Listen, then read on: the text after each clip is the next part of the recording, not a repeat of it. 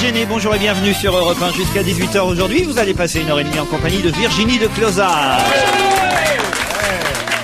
Qu'est-ce qu'elle est belle. Seule femme entourée d'hommes, incroyable aujourd'hui. Il a mis une chemise de bûcheron pour lui plaire. Roger Isabelle. Il l'a emprunté à Pierre Sled, c'est exactement la même, ouais. Il a rangé sa chemise de bûcheron pour pas qu'on voit qu'il est québécois. Maxime Martin. Ouais, j'ai enlevé mon camouflage. Il est l'homme que la France commence à détester, Paul Vermus. C'est pas convenable, c'est pas convenable. Le format de poche peut aussi plaire à Virginie de Closade. Jérémy Michalak est là. Et l'homme le plus spécialiste du coup de la panne, Jérôme Bonaldi.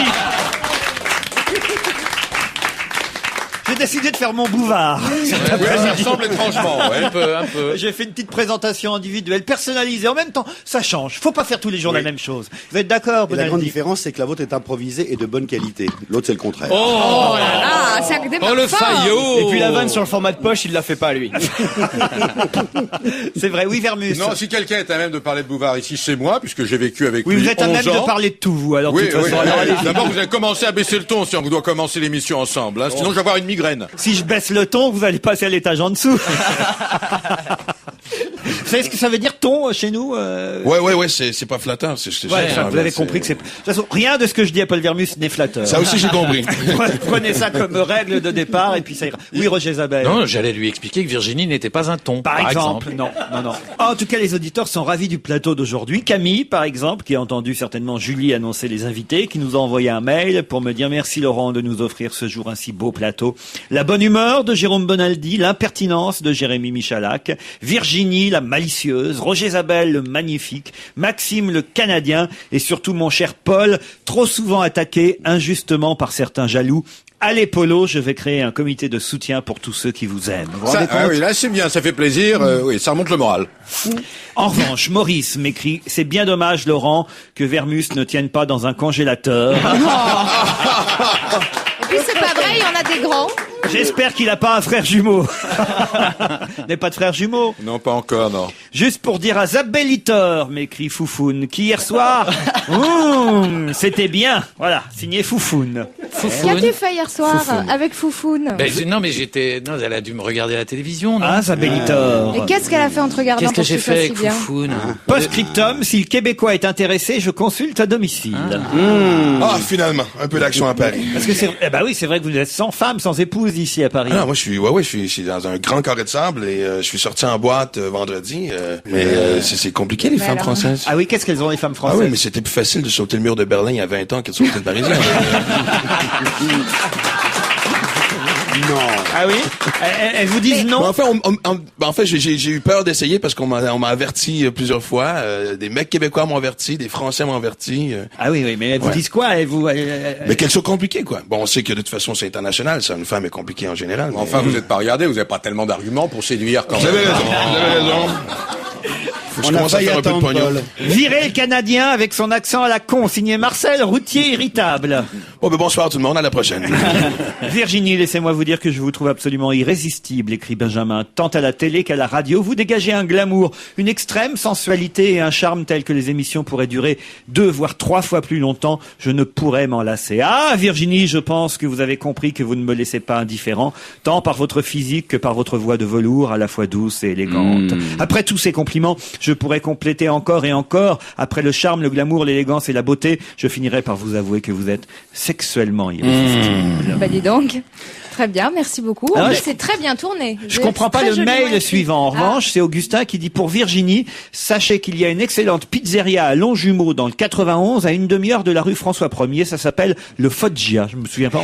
Si, j'avais dit que je trouvais qu'on ne trouvait plus de bonne pizza à Paris. Donc je retiens l'adresse et j'irai tester. À Longjumeau. Allons jumeaux. Voilà. Le Foggia. C'est très loin, ça, Longjumeau, non? c'est pas des pizzas congelées. Un mail négatif quand même pour vous Virginie. Merci de virer cette nouvelle petite bourge dégoulinante de suffisance qui n'apporte rien à votre émission. Excellente au demeurant. Voilà, alors là, il y a quelqu'un qui vous aime pas quand même. Hein, Il Manu. en fallait un. Pas mal. Cher Laurent, j'envoie un petit bonjour à votre équipe, mais je vous écris un poème destiné à Virginie de Clausade. Virginie, vous avez une voix de velours qui nous enchante tous les jours. Vous avez des yeux d'éternité, avec eux nous envoler. Vous avez le plus beau des sourires, je vous le dis sans mentir. Votre sourire est radieux et plus pur que le ciel bleu. Personne autour de vous, pas même Pierre Bénichou, ne me contredira. Tout le monde le saura. Virginie, vous êtes une déesse. Virginie, vous êtes une déesse. Moi, j'aurais dit, vous avez de belles, enfin, je sais pas. C'est vrai, la chute aurait été plus jolie. Plus chaude. Ah, Bruno Bazur est en baisse de forme. Hein. Il a baissé, oui. Quelle ne fut pas ma surprise d'entendre une certaine Virginie qui adore la fourrure et qui trouve ça normal qu'on puisse dépecer vivant des chats et des chiens pour en faire des manteaux. Quelle honte, écrit Annie. C'est vrai, mais malheureusement, c'est très difficile de prendre le parti des animaux si on veut suivre la mode. En tout cas, cette année. Donc l'année prochaine, je serai pour la SPA. Cette année, je suis pour la fourrure. Et t'arrêtes de manger de la viande? Non, jamais. Ah bon? Jamais. Mais une fois que t'as tué la Carnivore. bête, qu'est-ce que tu fais de la peau? Bah justement, on la met sur le dos. C'est D'accord. très bien de mettre de la fourrure. C'est pour ça, comme ça, on utilise tout. Tout est bon dans le cochon, et ben tout est bon dans le veau, dans la vache, dans Ah, vous le avez des lapin. manteaux en peau de cochon. Ouais, c'est très sexy, ça, non? C'est ça qu'on appelle le tricot de porc. Ce qui doit faire drôle, c'est de l'avoir avec une queue en tire-bouchon. Ce Paul Vermus est tout bonnement insupportable, écrit Mélanie. Il aurait été une femme, j'aurais dit de lui qu'il était mal baisé. Bon bah. On peut le dire des hommes aussi, non? Ah, c'est vrai, après tout. Oui, oui. Je vous adore tous parce que vous me faites passer un bon moment. J'embrasse particulièrement Jérémy Michalak, signé Maria. Un petit mot concernant Jérémy, petit nouveau de la rentrée. Je le trouve vraiment drôle, pertinent et plein de réparties sur votre antenne. Mais quelle a été ma surprise lorsque j'ai découvert son visage à la télévision dans On a tout essayé. J'ai vomi. J'ai du mal à croire que ce soit la même personne que j'avais aperçue sur M6 et dans une sitcom plus que pathétique intitulée Le Groupe. Toute ma vie, ça va me suivre, ça. Preuve qu'il ne faut pas toujours se fier aux premières impressions. Il a su brillamment s'intégrer à votre équipe et reflète une image positive de la jeunesse, bien plus représentative, me semble-t-il, que Stevie. Rendez compte un peu? Putain, c'est bien, Ah, c'est ça, c'est flatteur. pas mal pour Ouais. vous. Hein. Mais Ouais. qu'est-ce que vous avez fait? Vous êtes fait une couleur? Vous êtes roux d'un seul coup? Je suis quoi? Je suis roux? Non, mais dites pas ça, il y a Paul Vermus. Qu'est-ce qu'il y a? Qu'est-ce que tu regardes? Qu'est-ce qui se passe? Non, c'est l'éclairage. C'est une couleur, ça va pas ou Mais quoi? vous êtes rouquin, en fait, Mais maintenant. j'ai quelqu'un qui m'a dit la semaine dernière, t'as fait une couleur, t'es brun. Je fais non, mais j'ai toujours eu cette couleur de cheveux là. Vous êtes rouquin. Je suis rouquin, mais ça va pas. Il y a beaucoup de gens dans votre équipe qui se teignent les cheveux, d'ailleurs, j'ai marqué. Non, il y a beaucoup de gens qui n'ont pas de cheveux dans cette équipe. Moi, ma teinture, c'est couleur peau. C'est plus juste. Auriez-vous la possibilité de décrire physiquement parlant votre nouvel invité, Maxime Martin? J'adore sa voix, son accent. Où joue-t-il? Jusqu'à quand? Quel est le titre de son spectacle? C'est votre attaché de presse qui écrit. Bon, alors, Il a fait un bon boulot, hein, quand même. Vous jouez à où alors? Trévise, Voilà. 21h30, 21h30 jusqu'à quand? jusqu'au 31 décembre. Et, Voilà. et physiquement, il ressemble à Monsieur Propre. Un peu. Ouais. Il y a un petit côté. Sans des boucles d'oreilles, quand Il y a même. un petit côté Monsieur Propre. Et il n'y a pas de titre au spectacle, hein, c'est Maxime Martin. Ouais, Voilà. simplicité même, quoi. Au théâtre Trévise. Oh, j'ai tout un dossier pour vous, Paul Vermus. Regardez tous ces mails qui vous sont adressés. Une cinquantaine. Et sur quelle thématique? À propos de Kidordine, parce que vous avez voulu faire le malin la semaine dernière en me renvoyant dans mes cordes Ça vous fait pas de mal de temps en temps? et tenter de m'expliquer l'expression Kidordine, et comme d'habitude, vous vous êtes planté. Pas du tout, pas du tout. Je persiste et je signe. Vous disiez C'est un que... vieux proverbe italien qui signifie que pour faire un régime, la meilleure chose, c'est d'aller se Eh bien, coucher. pas du Point tout. du tout. Bon, enfin, Pas du tout. C'est pas C'était... parce qu'on vous écrit qu'ils ont raison. Ah bah, il y a 50 Eh ben, mails et alors pour expliquer que c'était en fait un panneau qui était dans les auberges au XVIIIe siècle et qui disait si vous dormez ici, vous dînez Dînez ici. Qui dort dîne. C'est en C'est-à-dire que- pension complète. Voilà, la pension est complète dans cet endroit. Qui dort dîne. Si vous avez pris une chambre, vous devez dîner. Voilà, Paul Vermus. Oui, bah écoutez, moi qui fréquente les diététiciens régulièrement, sur leur panneau est Pas assez. écrit qui dort. Pas assez. Ça suffit, ça suffit. Sur Sheila aussi, vous êtes planté la semaine dernière. Vous avez dit que c'était vide, que c'était à Bercy. Alors c'était pas à Bercy, c'était au Zénith. Oui, enfin c'est pareil, c'est une grande Ah bah, salle, alors ah. ça suffit, c'est exactement C'est le pareil. double, Bercy. Je vous donne de l'information, je vous apporte un peu de joie de vivre, vous êtes gentil, vous me laissez Ah, tranquille. de la joie de vivre, ça c'est vrai. Vous nous en apportez parce que vous voir, je vais vous dire, eh ben pour tous les autres, c'est vachement rassurant. On se retrouve après la pub. Parlons-nous.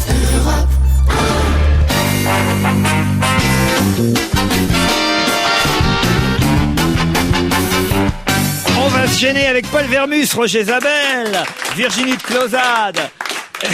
Jérémy Michalak, Jérôme Bonaldi et Maxime Martin. Je ris d'avance parce que il se passe tellement de choses dans l'actualité aujourd'hui. C'est vrai, entre les époux congelés, les trains qui déraillent, qu'est-ce qu'il y a d'autre encore? Un avion qui rentre dans un immeuble à New York. Il y a vraiment beaucoup d'actu. Mais l'info du jour, c'est Paul Vermus qui l'a... Non, et vous allez me lâcher un peu, Laurent Ruquier, non? Vous savez que je vais avoir une migraine dans un instant avec vous. Il se passe tellement de choses dans le monde que on se dit, bon, Paul Vermus, quand même, c'est un vrai journaliste. C'est lui qui détient la véritable information du jour et il faut forcément, nous, qu'on la répète, cette info, pour qu'elle ne passe pas inaperçue. Et oui, Paul. Oui, qu'est-ce que j'ai dit hier, par exemple? Pierre, j'ai annoncé une information reprise par l'AFP, diffusée dans tous les journaux d'information. François Mitterrand est mort. Dieudonné n'était plus candidat. Qui l'a donné? C'est moi. Ça aurait dû être un journaliste politique. C'est moi qui l'ai donné. C'est vrai, ça s'est repris partout aujourd'hui. C'était repris partout. Bon, alors là, je vous écoute. Là, aujourd'hui, l'info du jour. Parce qu'oublions les bébés congelés. Oublions la victoire des Bleus contre les îles Féroé. Oublions Dorasso qui a été viré du PSG. Oublions l'avion qui est rentré dans un immeuble l'essentiel, à c'est New quoi York. Oublions la collision entre deux trains. Oublions tout ça. L'info du jour. Et c'est Paul Vermus qui nous la révèle dans France Soir. C'est que Robert Hossein a gagné 50 € au millionnaire. Dans un bistrot de la rue de Courcelles. Écoutez, que faisait La Rochefoucauld, que faisait La Bruyère de leur temps? Ils observaient ces petites choses de la vie. Figurez-vous que j'ai un bureau à François, dans le 17e, pas loin de la Haute-Villiers, et j'aperçois Hossein, mais qui avait un tas de billets de millionnaires, et je le vois crier victoire. Je me suis dit, c'est un petit clin d'œil. Au lieu de vous moquer, en plus, c'est une information vérifiée. Ah oui, c'est ce qu'on appelle se justifier. Il manquerait en plus que ce soit faux. Alors, qu'est-ce qui vous gêne dans cette info? Qu'est-ce qui vous gêne?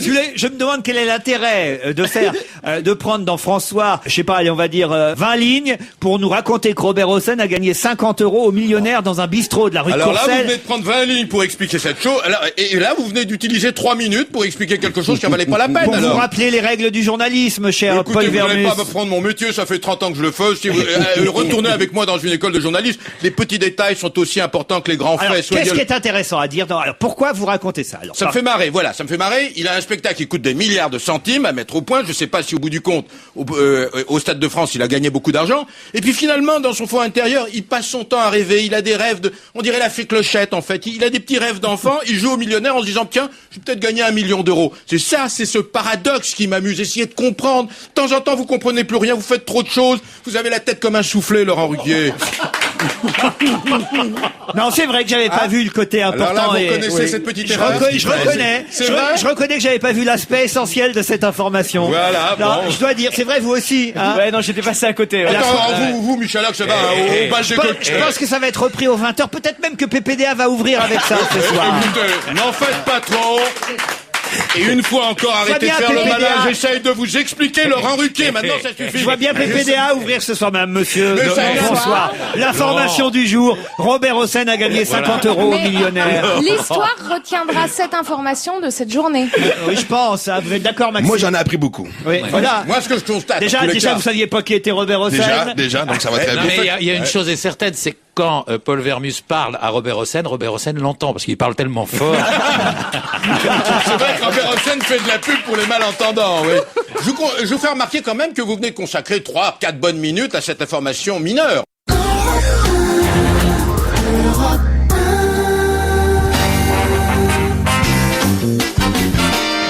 Maxime Martin, Vermus, Michalak, Bonaldi, Virginie de Closade, Zabel.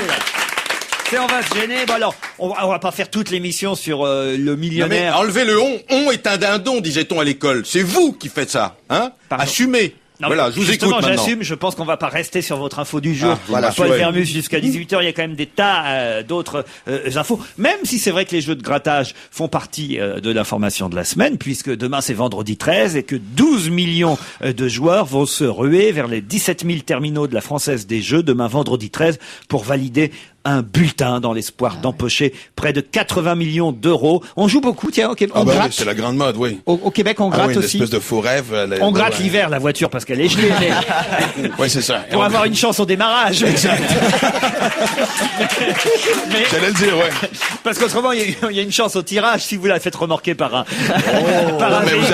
Mais vous avez les mêmes frustrations que nous d'attendre en ligne derrière des gens qui achètent les billets et c'est interminable, quoi. Ah oui? Cette espèce de faux rêve. Comment s'appellent les jeux de grattage chez vous, alors? alors? On a de tout, on a la poule aux œufs d'or. La poule aux œufs d'or? Ouais. Ça alors. Quand même, très original, non? C'est René qui a gagné en tirant Céline Dion. Vous avez tout compris le système. Quoi d'autre? Ah ben, on a la mini loto, on a le 649. Le 649. Ouais. Qu'est-ce que c'est, le 649? Ça le dit, 649, c'est 6 chiffres sur 49. Si tu les as, ben écoute, c'est le le lendemain, tu rentres au boulot et t'en vas promener. C'est le loto, tout simplement. Nous, on a le 41, mais ça n'a rien à voir. Bon, mais vous faites ça pour être différent, c'est C'est tout. quoi le 41? C'est une adresse, pareil. C'est le bus. Moi j'ai rigolé mais je regrette. Oui, c'est la boîte à partout, c'est ça. Ah bah bravo, Roger Zabel. Et vous, Michalak, piégé. Mais non mais c'est Isabelle qui m'en parle tous les jours, tous les jeudis. Il me dit t'as vu hier soir on était encore là-bas. Non je sais pas si vous avez vu mais il y a plusieurs photos du calendrier des dieux du stade qui ont été prises dans cet endroit que fréquente Roger. C'est pas vrai. Que fréquente Roger, je t'en prie. Bien enfin. sûr ils sont à poil sur le bar. Non mais ceux qui connaissent pourront Qui reconnaître ne l'endroit. sait pas, même Laurent savait que ça existait. Ah Bah non. non. Personnellement, je savais pas ce que c'était, hein. Oh, Alors, enfin, assumez, arrête. assumez. Oui, hein. non, mais j'assume le fait C'est de connaître le fameux 41. endroit dont Patrick Sébastien parle souvent Voilà. chez Denise. Voilà. Ah, chez maman, pour les Exactement, intimes. il en parle dans un livre d'ailleurs. Voilà. Ça s'appelle Vitriol Monte le livre. Et c'est quoi, c'est où ce 41 et qu'est-ce qui s'y passe? C'est 41 rue Quincampoix. Et il Bah, se dis passe donc, C'est quoi? ça, connais donner bien. les horaires aussi. Alors, Qu'est-ce qui s'y passe? Bah, arrêtez de faire le faux d'air, qu'est-ce qui se passe dans ce genre d'endroit? Mais vous êtes complètement abrutis, vous. Qu'est-ce que vous voulez qu'il se passe? Il y a des stars qui s'enfilent. Ah ouais? Et c'est quoi encore l'adresse? Bah, t'iras avec Jérémy, visiblement, il est très Mais connu. vous, au il fera Québec, vous rentrer. êtes là aujourd'hui à Paris, vous habitez une chambre de bonne, vous logez Ben où, presque, votre en fait, depuis 2 jours, je suis parisien, là, dans mon nouvel appart, mais ça ressemble plus à une cage aux Ah, vous poules, avez comme on loué dit. où alors? Dans le 14e. Ah, vous êtes pas Un jour, je cachant. serai un bobo, comme vous dites. 14e, c'est pas mal. C'est pas mal, ouais. Ben, c'est ce qu'on me dit, Pour ouais. un début. il y a Vermus qui dit c'est beau, vous êtes pas à Cachan. Ça fait honte. C'est mon nègre, il me prend mes bonbons, il me souffle. Ah, ce petit nain est sympathique, on parle de cocu. Ah non, vous n'allez pas faire comme Villepin à propos de Sarkozy, franchement. Vous savez que le Premier ministre, on l'a encore appris hier dans le Canard enchaîné, n'arrête pas de parler de Nicolas Sarkozy en l'appelant le nain, ce qui paraît-il énerve, ça lui donne même des migraines Ouais, manifestement, énerve au plus haut Le point. gnome aussi, il Le l'appelle. ministre de l'Intérieur. C'est énorme quand même. Comment on peut se maltraiter à ce point entre hommes politiques du même camp en plus? C'est terrible, non, Et Vermus? attendez, c'est que le début, là, nous sommes quand même à 7 mois des élections, les choses vont aller crescendo, ça va devenir très dramatique. C'est ça qui est amusant en Mais en politique. fait, ils disent tout haut ce qu'ils pensent tout bas, là. Oui, Non. là, oui. S'ils disaient tout haut ce qu'ils pensent tout bas, ce serait quand même pire que des histoires de talonnettes. Hein.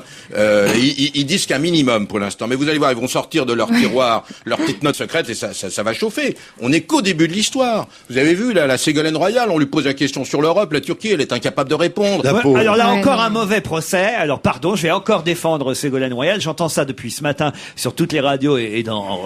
Vous avez une petite toupette, hein, là. Vous avez une drôle. Eh, non, remettez votre casque correctement, ça me gêne. On dirait une petite. c'est marrant. Une crête, oui. Voilà. Vous me laissez développer mon Ah, argument. vous voyez ce que c'est que d'être interrompu, c'est pas agréable. Hein. On se croirait, oh la vache, on se croirait à c'est grave. Matignon, là, dis donc. Sauf qu'il progresse, Vermus. Hein. Il aura mis 50 ans, mais il progresse. J'avais dit ça l'année dernière. Je prends mon temps, c'est les dernières bonnes années. Après, Alors, c'est fini. c'est vrai qu'on reproche depuis ce matin, et particulièrement ses adversaires socialistes, c'est normal, reproche à Ségolène Royal d'avoir répondu à propos de la Turquie. Qu'elle savait pas. Mon avis, ce sera l'avis de la France. Mais qu'est-ce qu'elle a dit? Elle a dit simplement qu'effectivement, sur la Turquie, elle se rallierait au vote des Français Oui. sur un référendum ou sur... Sauf que, Oui.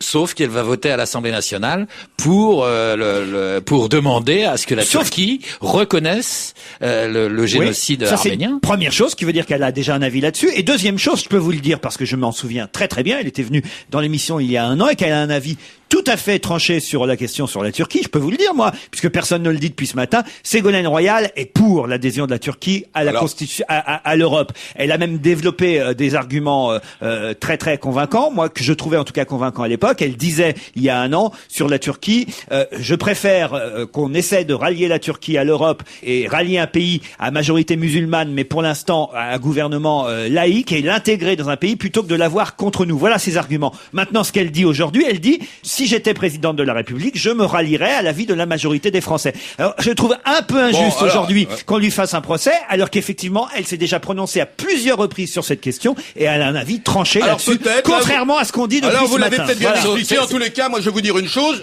Il faut que vous preniez la place de Montebourg et de Julien Drey, qui sont Oui. ses porte-parole, qui ne la défendent pas. Voilà. Mais c'est qu'aujourd'hui, le pro- elle n'ose plus, elle le dire, évidemment, parce qu'elle sait que la majorité des Français sont plutôt contre l'adhésion de la Turquie à l'Europe. Voilà pourquoi Voilà. elle Donc dit... elle a beauté en touche. Et la beauté en touche, Voilà. on est d'accord. Mais ça ne veut pas dire pour autant qu'elle n'a pas d'avis sur la question, comme on le dit depuis ce matin. Voilà. Enfin, sur ce, moi, j'ai strictement rien contre elle. Quand on l'attaque injustement, je suis le premier à prendre sa défense. Ah oui, la preuve. Hein. Non, là, Mais c'est vrai qu'il est dommage qu'elle n'ait pas répété hier quelle était sa position. Franchement, On avait moi je suis l'impression. pour aussi, parce qu'il y a déjà des têtes de Turcs ici, on n'est plus à deux près. J'ai comme le sentiment que depuis un moment, vous me cherchez. Vous êtes perspicace, vous. Moi, je me ravis à l'opinion de Laurent Ruquier. Alors toi, je disais, au bal des faux culs, tu serais premier danseur, hein? Eh ben, Voilà. Ben, si je comprends bien, ça va chauffer vos élections. Moi, je commence à suivre le truc un peu et parce que nous, au Canada, on suit de très près vos élections. Hein, vous C'est savez. vrai? Ils vont Ben, se surtout passer depuis dessus. la dernière, oui. Quand Le Pen a passé au deuxième tour, on a tous eu la même réaction. Ah, c'est vrai, c'est-à-dire. On s'est tous dit, il va falloir débarquer une troisième fois. là. Après le flash de 17h, nous continuerons à commenter évidemment l'actualité. C'est bien parti, mais enfin, on va essayer d'écarter Vermus un moment, parce qu'il faut parler des choses essentielles. Vous avez un chroniqueur, Baillons un l'honneur. éditorialiste, un journaliste politique. Alors là, Où ça fromage, un camembert, hein, ça suffit. Qu'on le ramène. On se retrouve après le flash, à tout de suite. On va se gêner du lundi au vendredi 16h30 18h sur Europe.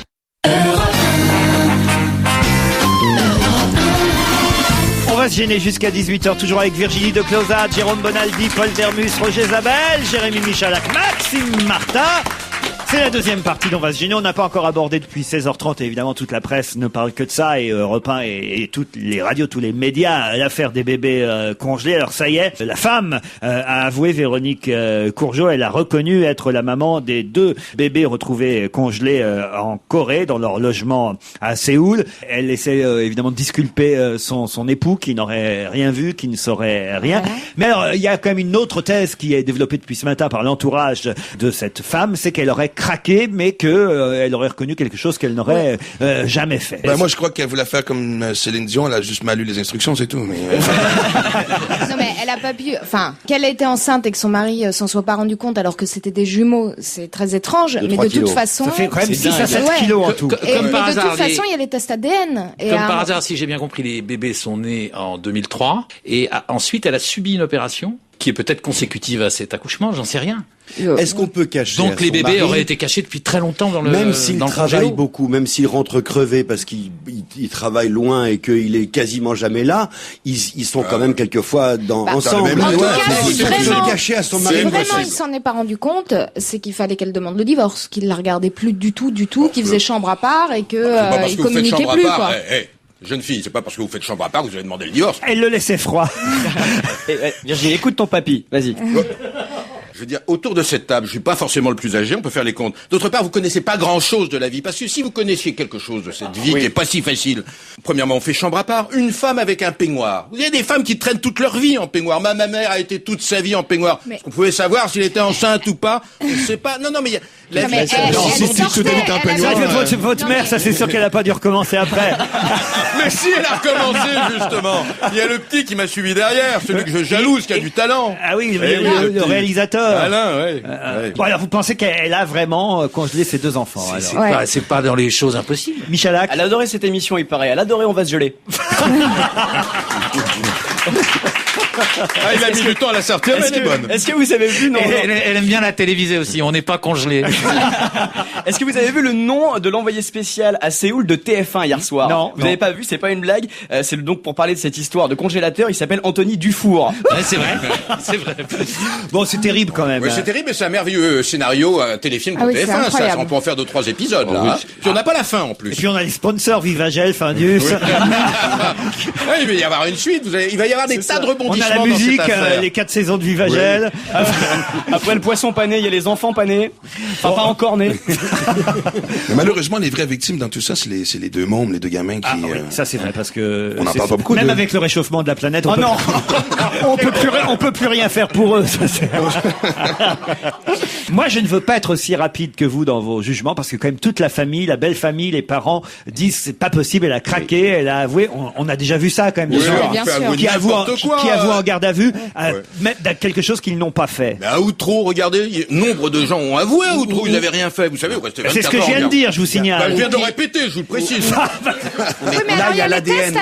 Il y a l'ADN. Il y a un argument quand même, c'est très fort là, il y a rien à dire là-dessus. Le père qui va voir la police coréenne, c'est quand même ça démontre sa bonne foi. Oui, mais enfin l'ADN est encore plus parlant. Il y a 3 tests ADN qui prouvent qu'ils sont les parents. C'est encore plus parlant que toute l'attitude du père qui peut être extrêmement machiavélique et de savoir s'il a ouvert le congélateur ou pas. Bon, Jérôme, toi qui es le spécialiste, qu'est-ce qu'il faut acheter comme bon frigo si on veut bien congeler ses enfants? Non, il est fort possible d'imaginer que le père n'ait jamais ouvert le réfrigérateur, que le père ne soit jamais rendu compte de rien. Madame Butterfly, elle a fait croire à son mec qu'elle était une femme. Alors il va bien chercher des bières de temps en temps quand même. Mais c'est pas dans le congélateur, les bières. Si tu les mets dans le congélateur, elles Ça arrive, explosent. moi je suis jamais descendu dans ma cave. Bon, alors il y a peut-être des tas de choses dans ma cave. C'est le début. Une petite Autrichienne, par exemple. C'est le début d'une histoire passionnante, en tout cas. Vous avez vu d'ailleurs, c'est incroyable, hein, Natacha Kampusch, dans François, on nous dit ce matin, elle est assez costaud cette fille quand même. Hein. Alors c'est marrant parce que pour faire taire les rumeurs, elle a à nouveau parlé cette semaine. Elle est sortie de son silence hier pour tordre le cou à certains ragots qui commencent à dire oui, elle était quand même, elle et ses parents devaient être plus ou moins consentants, c'est pas possible. Et alors, elle essaie de faire taire les rumeurs et je trouve que finalement elle en rajoute encore, elle remet de l'huile sur le feu parce qu'elle annonce qu'elle est prête à acheter la maison de Strasshof à 25 km au nord-est de Vienne, là où elle a été séquestrée. Elle veut acheter cette maison pour éviter qu'ensuite on en fasse soit un musée, soit je ne sais quelle autre chose. Mais quand même, c'est assez étonnant de vouloir acheter la maison où on a été séquestré pendant tant d'années. Mais moi j'ai trouvé que, alors après on peut pas juger, mais dès qu'elle est sortie, qu'elle a commencé à parler, qu'elle a interviewé, elle avait pas du tout les réactions qu'on pouvait attendre d'une victime qui a été séquestrée pendant 8 ans. Et quelque chose de très trouble. Dans ce qu'elle déclare hier, elle dit « Les théories du complot ont toujours existé », répond-elle à ceux qui l'accusent. Et elle dit « Elvis Presley est apparemment toujours vivant et moi j'étais dans un vaisseau spatial pendant toutes ces années », a-t-elle commenté ironiquement. Il est arrivé à faire même ne serait-ce que de l'humour sur ce qui lui est arrivé. Elle a une force formidable. Moi je pense que sincèrement, dès le départ, on a dit oh non, c'est pas possible, c'est le syndrome de Stockholm. Je pense qu'elle a vraiment le syndrome de Stockholm. Il y a quand même une conclusion à tout ça, c'est qu'on est mieux conservé dans une cave que dans un congélateur. C'est vrai. On se retrouve après la pub.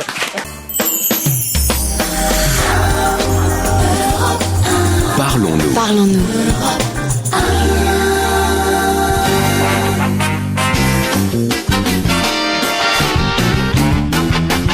On va se gêner, c'est l'heure de Jean-François Derek, notre envoyé spécial. Alors, il n'est pas en Corée, lui, en direct du pôle Sud, Jean-François Derek, ce continent fascinant, couvert de neige, hein, c'est bien ça, Jean-François? Oui, tout à fait, Laurent, je vous entends très bien. Bonjour à tous, et bien effectivement, je suis au pôle Sud, ce continent, comme vous le disiez, fascinant, couvert de neige. Et vous êtes là-bas pour vérifier la théorie du réchauffement climatique. En effet. Alors, eh bien, je peux vous dire qu'ici, ça ne se sent pas du tout, et je sais de quoi je parle, car je suis en Bermuda. Vous dire que vous vous caillez?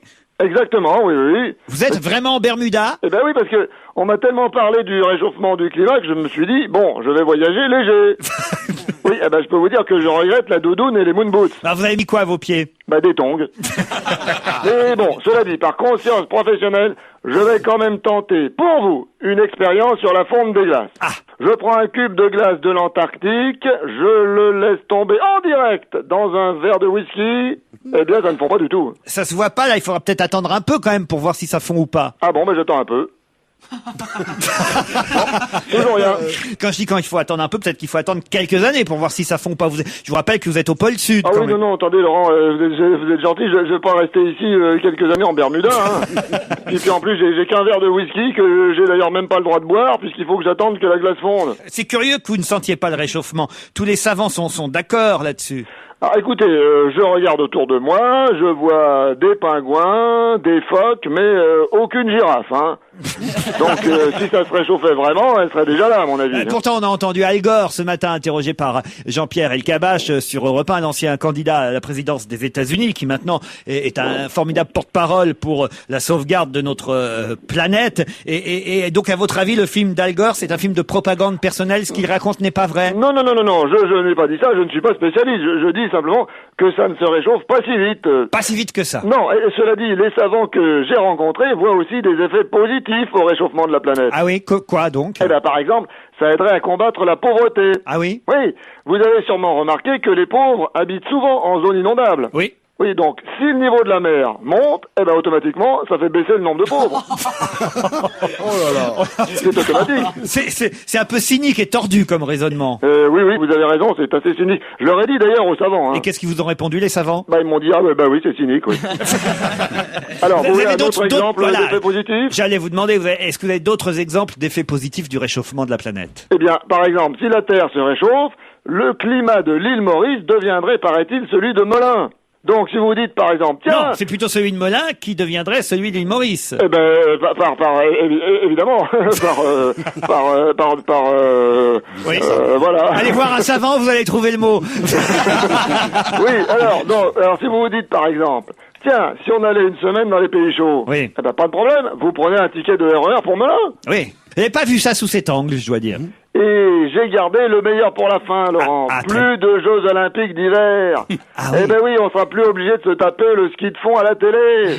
Et rien que pour ça, je vais vous dire, Laurent, moi je vote oui dès demain au réchauffement de la planète. Là, vous allez rentrer ou qu'est-ce que vous faites? Vous attendez là-bas? Écoutez, je vais attendre que la glace fonde dans mon whisky, puisque je suis là pour ça. Hein. Eh bien, écoutez, à demain, si vous le voulez bien. C'est une belle chute, ça. Bon, le réchauffement de la planète, vous l'avez entendu Al Gore ce matin sur Europe? Oui, j'ai entendu, moi j'aime bien, c'est un personnage tout à fait étonnant. Je l'avais d'ailleurs rencontré au Festival de Cannes il y a quelques années. Il faisait même pas de politique à l'époque, il enseignait. Est-ce qu'il fait moins froid, par exemple, au Québec?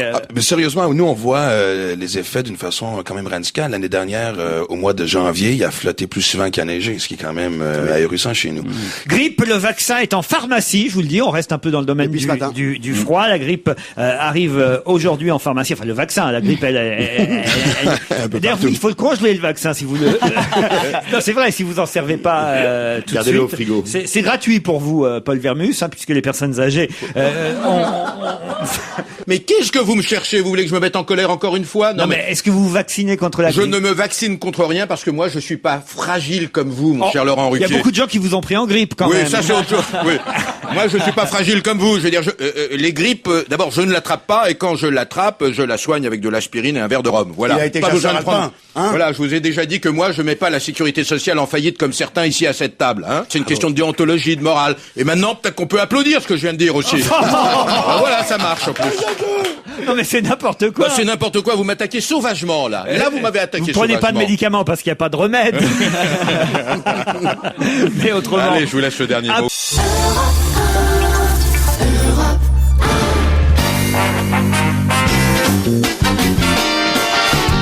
Michalak, De Closade, Zabel, Martin, Maxime, Vermus, Bonaldi.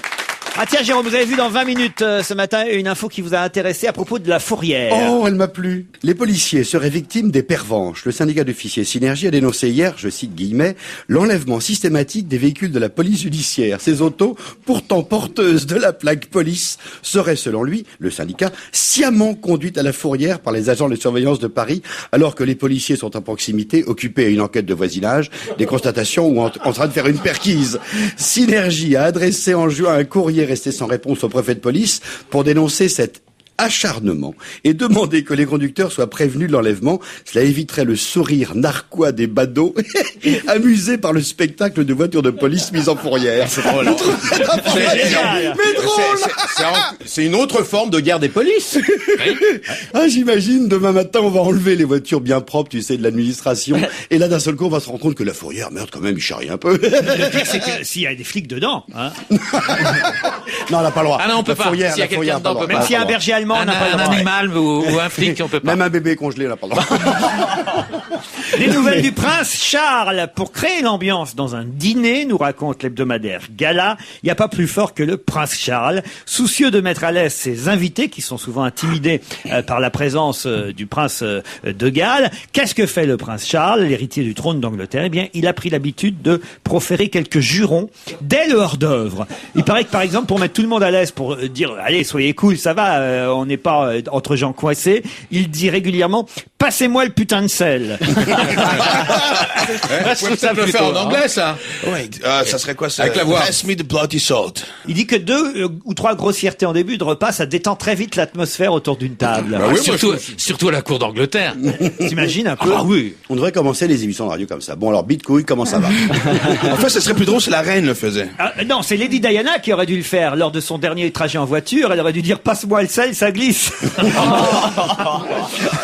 Madonna serait sur le point d'adopter, d'après certains journaux, c'est même déjà fait, un enfant africain. Madonna a adopté David, qui a 13 mois. La chanteuse qui, elle, a 48 ans, est déjà maman de Lourdes, qui a 9 ans, et de Rocco, qui a 5 ans. Et elle a trouvé ce 3e enfant dans un orphelinat de Lilongwe, la capitale du Malawi. Elle avait vainement tenté ces derniers mois d'avoir un nouvel enfant avec son mari Girichi, qui a 38 ans, mais lui 38 ans, elle 48 ans, ils ont eu évidemment un peu de mal. Et elle a choisi ce petit enfant africain.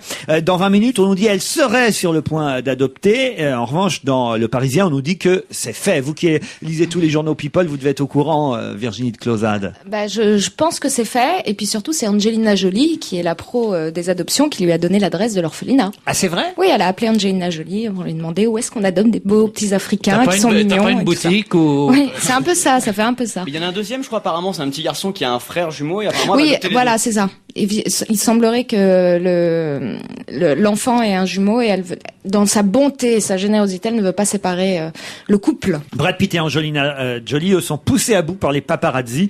Ils sont actuellement en train de tourner un film dans l'est de l'Inde et ils sont très nerveux. Le service d'ordre du couple multiplie les altercations avec les photographes qui les pourchassent. Un photographe a même été molesté par un des gorilles et puis il y a même eu, alors ça c'est assez incroyable, une course-poursuite en rickshaw. Alors les rickshaws, c'est les petits pousse-pousse à moteur en Inde, hein, c'est ça. Il y avait un James Bond comme ça, Octopussy. Voilà. Il y avait une course dans la ville.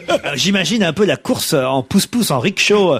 C'est assez génial d'ailleurs en Inde. Pour y être allé une fois, faire du rickshaw dans les villes, c'est quand même assez incroyable. Oui. Non, mais vous connaissez bien l'Inde? Non.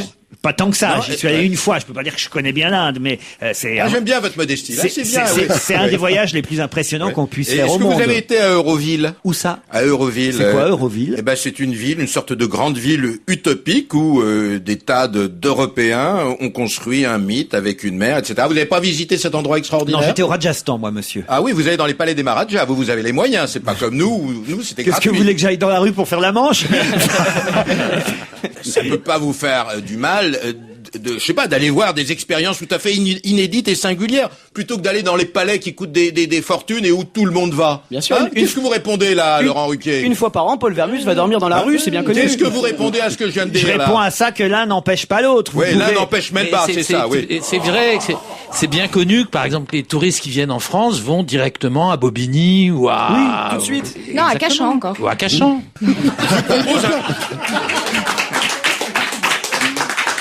Je vous propose une visite intéressante, judicieuse, qui va vraiment développer votre mental, qui en a un peu besoin ces temps-ci, parce que je sais que là, le succès prend de telles proportions que... Vous allez là-bas régulièrement parce Moi, que... j'y vais toutes les semaines. Parce que petite piqûre de rappel me fait pas de mal. Parce que les vaches sont sacrées là-bas. Alors... Non, je disais que la visite mérite est tout à fait intéressante. Voilà, faut y passer 8 jours là-bas.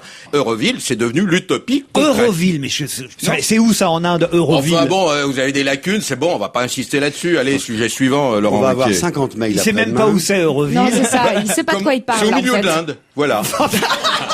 Voilà, maintenant débrouillez-vous, laissez-moi tranquille. Genre dans le Massif central.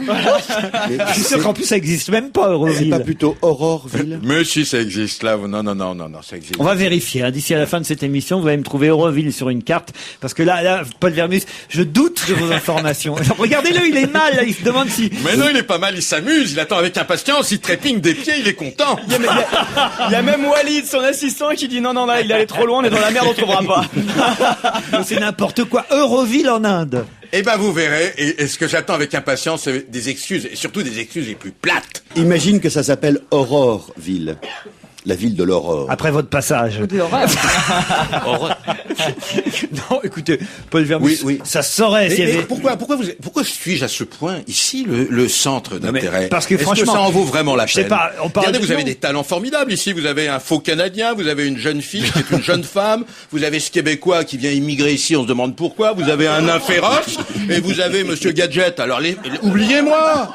On parle de l'Inde, je sais pas, vous me parlez... Mais je vous parle, vous me parlez de New Delhi, vous me parlez de Bombay, vous me parlez de Calcutta, vous me parlez, je sais pas, Ce qu'il y a d'énervant chez vous, c'est quand vous Jaipur. savez pas quelque chose, vous êtes très ennuyé. Voilà, ça vous vexe. Voilà, ça vous ne supportez pas. Je vous dis qu'Euroville existe, ça vous aille. Regardez la tête que vous faites. Euroville. Vous avez honte de vous. Regardez-vous dans la glace. Euroville en Inde. Ça sonne pas hindou, vous voyez ce que je veux dire. Alors, bon. C'est le seul truc, vous voyez. Ouais, ça vous gêne, hein, mais tout à l'heure, quand vous verrez que j'ai raison, qu'est-ce que vous direz, hein? Écoutez, franchement, je vais vous dire. Moi, je fais un petit cadeau, si j'ai raison, une petite boîte de cigares, quelque chose, quoi, pour marquer Si le coup. vous avez raison, si Oui. vraiment Euroville est la ville qu'il ne faut pas louper en Inde, je ferai 3 fois le tour de cette table. C'est tout À cloche-pied, en criant « Paul Vermus est un génie ». C'est pas Pas mal. tant que ça. Mais on va quand même attendre un peu, par exemple, le temps de la publicité.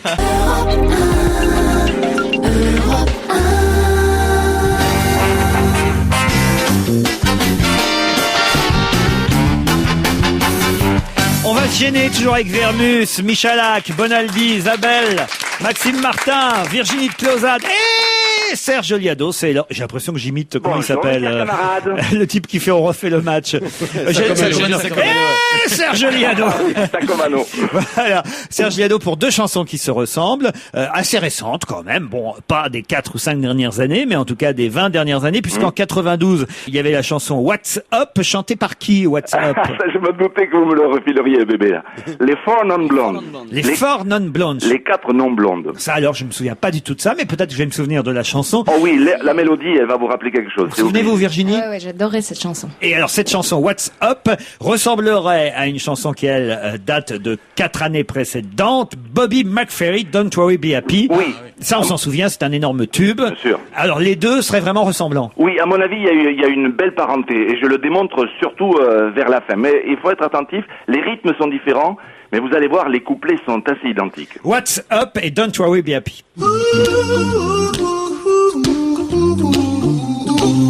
Don't worry. Don't worry, be happy. 25 years and my life is still trying to get up that great big hill of hope for a destination. Here's a little song I wrote. You might want to sing it note for note. Don't worry. Be happy. I realized quickly when I knew I should that the world was made up of this brotherhood of man. For whatever that means. Don't worry. And I say, hey, yeah, yeah, hey, yeah, yeah. I said, hey, what's going on? Don't worry, be And I say, Don't worry, don't do it. Be happy. Put a smile on your face. In every life we have some trouble. When you worry, you make it double. Don't worry. Be happy. Don't worry, be happy now. Ah vraiment les deux en même temps, c'est une évidence. C'est pas mal, hein. Ah bravo Serge, non là vraiment, il y a rien à redire. Et j'espère que vous ferez aussi bien avec la chanson flash du jour, qui concerne un nouveau médicament transgénique, on va dire à base de lait de chèvre. C'est bien ça? C'est exactement ça, oui. Ça a été répercuté par le Figaro. Le premier médicament OGM en Europe vient d'être autorisé. On le fabrique et c'est là le problème. À partir de lait de chèvre cloné, on dit qu'un gène d'origine humaine a été introduit. Il faut se demander, franchement, lequel des deux est le plus sans gêne? Est-ce la chèvre ou bien est-ce le berger? Ce médicament va s'appeler Latrine, L''ATRYN. Et toute l'Europe va profiter de ce truc. Mais là, je prends un exemple. Si à la nation grecque on vend latrine, est-ce qu'on refilera latrine à la turque? C'est pas mal. On se retrouve demain à la même heure. Fallait la chanter en plus, c'était pas évident. Hein. Salut Serge Liado. Alors écoutez, à propos du défi lancé par Paul Vermus tout à l'heure et cette ville qu'il aurait visitée en Inde, comment elle s'appelle cette ville en Inde? Euroville. Comment vous dites? Euroville, oui. Ben voilà. Non. Vous m'auriez dit Auroville. Ah bah oui, Auroville. J'aurais tout de suite évidemment dit, mais bien sûr, Auroville. Pourquoi vous êtes d'une si mauvaise foi? Ah non, vous avez, écoutez, la France entière vous a entendu dire Auroville. Non, vous êtes de mauvaise foi. Bon, bah alors écoutez, donnez-nous quelques plus amples informations. Auroville. AUROVI2LE signifie la cité de l'aurore, à 10 km de Pondichéry, juste à la frontière du Tamil Nadu. Vous disiez bien que c'est au milieu de l'Inde. Elle a été inaugurée en 68, le 28 février 68. Auroville est unique, il n'y a pas de religion, pas de nationalité, pas de politique. C'est une ville internationale qui se propose d'avoir un jour 50 000 habitants, c'est-à-dire que pour l'instant elle ne les a pas encore. C'est une poignée de terre amenée de chaque État indien et de 175 pays du monde, qui est placée dans une urne de marbre à la forme d'une fleur de lotus, située au milieu d'un amphithéâtre et qui représente la naissance d'une cité dédiée à l'unité humaine et à l'intégrité. Il y a actuellement seulement 1500 Aurovilliens, 1500 habitants qui sont originaires de 30 pays différents. Voilà. Non, vous aviez à peu près raison. En fait, on avait tous les deux raison, si j'ai bien compris. Hein. J'ai pas dit de bêtises, là. Un petit léger, très léger défaut de prononciation, très léger. Mais sinon, je vous parlais d'une ville utopique et vous venez de confirmer mes propos. Oui, Auroville. Sauf, alors je peux pas là d'un seul coup, évidemment. J'avais promis de faire 3 fois le tour de la table à cloche-pied. Là, je peux pas parce que. Quel dommage. Bah, enfin, vous pouvez le faire une fois au lieu de 3 fois. On peut pas toujours rêver.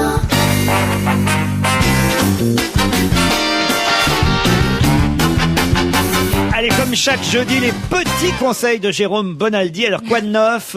Qu'est-ce qui vient de sortir? Mon téléphone portable. Le vôtre, n'importe qui. Vous avez un compte. Non, c'est l'ordinaire, celui que vous avez. Inutile de le changer. Je vous dois de l'argent parce qu'on était au restaurant. Ah, c'est vrai, je voulais vous en parler. Bah, voilà. Eh bien, avec mon téléphone portable, je peux vous envoyer de l'argent. Il suffit d'avoir un compte à la caisse d'épargne. J'ai un compte à la caisse d'épargne. Je fais un SMS 7711. Je fais MOVO, M-O-V-O. Je donne votre numéro de téléphone. Il faut que je vous connaisse, évidemment. Et je mets, par exemple, 38. Et ben, vous allez recevoir 38 €. Et même si vous n'êtes pas à la caisse d'épargne, vous allez faire un petit SMS en disant « Il y a Monsieur Bonaldi, il voudrait vous donner 38 €, branchez-vous rapidement sur telle adresse ou sur le net et vous allez recevoir 38 €. » C'est idiot, pourquoi vous ne me donnez pas directement les 38 €? Mais non, parce qu'on est au resto, puis après on est parti, chacun est parti de son coin. Je peux vous donner comme ça. Alors. Oui. Non, c'est assez pratique, on peut maintenant payer avec la caisse d'épargne. Je préfère le cash. Ça marche si vous êtes, vous, à la caisse d'épargne, mais le récipiendaire, celui qui va recevoir l'argent, il peut être dans n'importe quelle banque, du moment qu'il a un numéro de téléphone. Là, question sécurité, c'est pas dangereux, ça, non? Non, parce que c'est limité à 150 € maximum et à 1000 € par an, donc tu peux pas trop déconner. Autre chose? Alors, avec mon numéro de téléphone, je suis là, je suis chez moi, quelqu'un sonne à ma porte. C'est un nouveau portier, vachement bien, avec un interphone, vous savez. J'appuie sur le bouton. Allô, oui, vous êtes là? Et ben, même si je suis pas là, je le reçois sur mon portable. C'est-à-dire que le petit portier, non seulement il me met sur mon portable. Quelqu'un sonne à votre interphone chez vous. Moi, je suis en Malaisie. Pas chez vous, et ben, vous savez qu'il y a quelqu'un qui sonne. Voilà. Je suis en Malaisie, je dis, allô, ça sert à quoi? Vous pouvez pas lui ouvrir, hein. Non. C'est là que tu t'amuses. Non, allez, rentre. Mais quoi, t'es pas convaincu? C'est simple. Si. Alors, je suis en Malaisie, c'est la femme de ménage. Je la reconnais, je peux lui ouvrir, au contraire. Bien que je sois pas là. Et comment tu fais pour lui ouvrir? Avec ton téléphone? Oui, avec mon téléphone. Tu peux même ouvrir si je suis en la porte avec le Malaisie, au téléphone. Turkménistan oriental.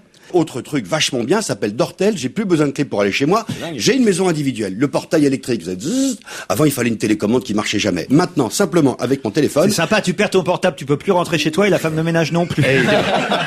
Non, parce que la fonction portier traditionnelle c'est bien beau vos petits gadgets, mais ça coûte des fortunes, ça. Non. Mais si, la serrure de votre appartement va Ne serait-ce que le voyage en Malaisie.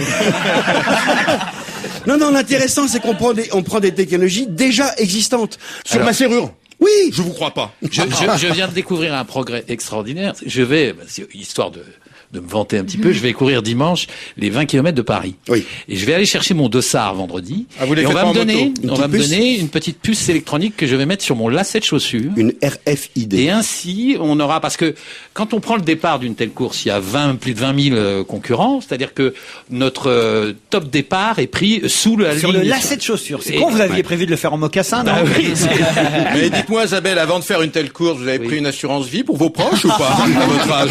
Non, parce que je suis un garçon qui fait beaucoup de Non, c'est sport. pas sérieux, c'est pas raisonnable à votre âge. Je fais beaucoup de sport et... Oui. Bah, moi, j'en fais aucun. Regardez dans quel état je suis. Venez avec moi, venez courir une dizaine de kilomètres et on verra dans quel état vous serez et dans quel état moi, je j'ai serai, pas la moi. prétention de faire 10 kilomètres. J'ai une famille, hein. Alors n'emmerdez pas ceux qui courent. Non, mais c'est dangereux. Autre petit objet? Un savon pour se laver les mains. Ah, ça, c'est nouveau, ça, c'est bien. Non, c'est vieux comme le monde, au contraire, c'est le savon Ponce Pilate. Voilà, c'est idiot. C'est une bonne idée, je trouve. Je trouve ça marrant. C'est des gamins, enfin, c'est des grands gamins, ils s'amusent encore et ils en vivent. Ils vendent des tas de trucs, ils inventent des tas de trucs dans tous les genres. Il y a par exemple une cravate qui est faite en torchon. Vous savez, le torchon de cuisine. Comme ça, quand on s'essuie, quand on mange, eh ben, on s'essuie les bouches avec la cravate. C'est idiot. Il y a que des trucs parfaitement stupides. Il y a une grande serviette de bain avec 2 petits trous pour mettre les yeux comme ça qu'on peut se déguiser en fantôme. Génial. Il y a un slip en papier toilette, c'est génial. C'est hyper pratique. Où est-ce qu'on les trouve, ces trucs-là? Les types qui font ça s'appellent Atypiques et ils sont dans le 18e arrondissement à Paris. ATYPIK. C'est rigolo. Il y a des tas d'objets totalement farfelus, totalement barjots. J'aime bien parce qu'ils vont jusqu'au bout de leurs idées. Le savon Ponce Pilate. Oui, il y en a un qui est formidable. Vous connaissez l'éponge pour chanter sous la douche? Non. Ou le micro pour se laver? C'est quoi ça, l'éponge? C'est un micro en forme une éponge en forme de micro. Ah. Et donc, quand on est sous la douche, on peut prendre comme ça l'éponge et chanter sous la douche et on peut se laver en même temps. C'est stupide. Ça vaut 20 secondes d'antenne, mais c'est Claude François qui l'avait inventé. Comment ça se passe au Trévise, Maxime Martin, en ce moment? Ah ça va très bien. Là, en fait, je termine ma 3e semaine. Oui, alors? Mais en fait, j'ai une question pour vous. Ça fait 3 semaines que je travaille ici en France, donc si je veux respecter les mœurs français, la semaine prochaine, je fais la grève, c'est ça? Tu as tout compris. Mais j'avoue que quand même je me plais ici à Paris. Ouais, sérieusement. Bon, les Russes sont dangereux, quoi. Si j'ai bien compris, les lignes blanches dans les rues, c'est une suggestion, c'est ça? C'est pas. Mais je veux vraiment. C'est une vraie question que j'ai. Il y a vraiment une tension qui existe entre les Français. Vous êtes sérieusement les 2 premiers jours que j'étais ici, je croyais qu'enfoiré et enculé c'était des noms de famille. Je veux dire. Mais ce qui me fascine encore plus, mais quand je vous vois vous engueuler sérieusement, je te casse la gueule, espèce d'enfoiré. Oh merde, je suis en retard. Allez, bisous. Il y a un dernier truc que j'ai lu sur vous qui je trouve vraiment fascinant. En France, vous fumez énormément, ça vous le savez. Vous picolez énormément. Il y a de la sauce sur tous vos repas. Et en même temps, vous êtes un des pays avec l'espérance de vie la plus grande. Et donc, j'en suis venu à la conclusion que râler quotidiennement prolonge la vie. La bougonnerie prolonge. Ça s'appelle le French Paradox. Et Vermus, il va vivre jusqu'à 300 ans, là. Tiens, il y a une Turque de 64 ans qui est devenue, lundi dernier, la 2e maman la plus âgée au monde. Elle a accouché par césarienne d'un garçon dans une maternité d'Istanbul. Le bébé pèse 2,7 kg, mesure 48 cm. Il est en parfaite santé. La maman la plus âgée de la planète est une Roumaine âgée de 67 ans.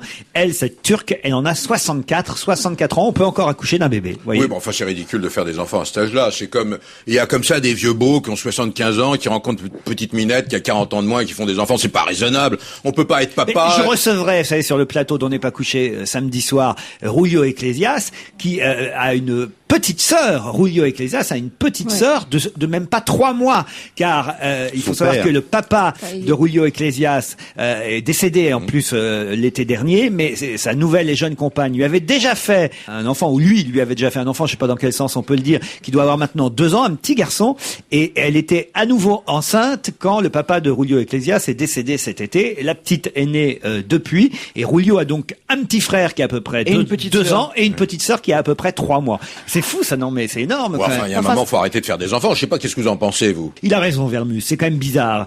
Mais c'est vrai que c'est après tout assez injuste, puisqu'après tout les hommes peuvent être papas jusqu'à 70, 80, voire même 90 ans pour le papa de Rulio Iglesias, puisqu'il devait avoir 89 ou 90 ans quand il a fait ce bébé à sa nouvelle compagne. Alors après tout, pourquoi pas les femmes, elles aussi. C'est quand même prendre un risque important, non? Non, c'est absolument pas raisonnable, c'est tout. C'est une question de morale. On peut pas avoir un enfant de 10 ans, avoir 75 ou 80 balais, c'est pas possible. C'est les rares cas où la maman peut allaiter son enfant avec du lait en poudre, parce que... C'est atroce. Tiens, à propos de lait en poudre, ils viennent de commercialiser un nouveau truc qui est du lait de jument, qui a exactement les mêmes vertus que le lait maternel. J'ai appris ça, c'est fou ça. Et on va faire du fromage de lait de jument. Vous voyez, vous apprenez des choses. Et on va faire la même chose avec le lait de chamel, qui était très très très difficile à faire. Et maintenant, on va le lait de chamel. Oui, mais on va le plus faire dur, du fromage de chamel. C'est un curé d'ailleurs. Non mais c'est vrai, c'est un curé qui est sur l'étiquette. C'est l'abbé Chamel. Merci Roger. Sérieusement, c'est une vraie grande nouvelle. Jusqu'ici, on n'avait pas réussi à garder les protéines longtemps parce qu'il y a beaucoup de chameaux dans le désert. Et maintenant, on va réussir à faire du fromage de chamel. Oui, à ne goûter que de façon hebdomadaire. C'est quoi le chamel? Pardon? La chamelle. C'est la femme du chameau. Ouais. Ah, très bien. Voilà. Et le plus dur, c'est de la traire. Mais ils sont polygames. Vous avez la chamelle numéro 5, la chamelle numéro 15. C'est tout, n'avez pas d'autres scoop pour aujourd'hui, Paul Vermus? Ah, si, j'ai un petit scoop. Tiens, j'avais noté, oui. Vous savez que le Wouzou sort dans une quinzaine de jours. Le Wouzou, oui. Oui, le Wouzou. Alors, j'avais noté, parmi les nouveaux, j'ai noté Doneria. Vous savez, le médaillé d'or de descente olympique. Doneria. Oui. Antoine Doneria. C'était encore une fois un test pour voir si vous m'écoutiez. Oui, c'est bien, vous m'écoutiez. Dominique Sanda, il était temps qu'elle arrive, parce que c'est quand même une comédienne, mais ça fait un moment qu'elle J'ai travaille. compris, dit Dominique s'en va. Il est temps qu'il arrive, Dominique Dominique s'en va. Sanda, D'accord. le chef du Crayon, ça vous intéresse pas, Piège, dans le prêt-à-porter Gerbeau, vous savez, la marque François Marité, Gerbeau. voilà.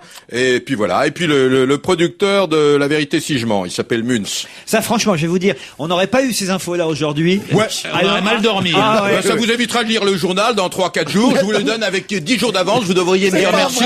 Au lieu de le publier dans mon journal, je vous le donne en exclusivité. Et vous, qu'est-ce que vous dites? Faites le malin, Non, mais etc., dis-nous, etc. lesquels vont jouer au tac au tac là-dedans? Oui, de quoi je me mêle? Paul, ne charrie pas, c'est pas des scoops, c'est sur le net. Oui, bon, alors nous qui fréquentons les palais de la République assez régulièrement, il y a souvent... Eh bien, j'ai appris cette petite information il y a 2-3 jours, ça m'amuse toujours, je sais pas si y a grand intérêt. Figurez-vous, vous vous souvenez que l'abbé de la Morandère a été longtemps accusé d'être un baladurien et finalement il a perdu son job d'aumônier des élus de la République. Hein. Oui, oui. Il se trouve dans une petite chapelle à la gare de Lyon. Mais il était invité à l'Élysée la semaine dernière pour les adieux du chef d'état-major. Et Bernadette Chirac lui en a toujours voulu d'avoir fait campagne pour Balladur. Et l'abbé de la Morandais se retrouve en tête-à-tête avec Bernadette Chirac. Il lui tend la main et Bernadette Chirac ne lui donne pas la main. Quel affront! Hein, vous voyez, c'est une petite information. Là aussi, ce sont ces petites choses de la vie, des couloirs. Ah, c'est intéressant, c'est amusant. Intéressant, oui. Non, vous êtes quoi? Oui, ça me laisse quoi? Bon, Même bah, si- vous allez dire au revoir aux auditeurs maintenant, c'est peut-être l'heure, hein. Ah, c'est une bonne idée, ça, Paul Vermus. Au revoir, à demain, 16h30.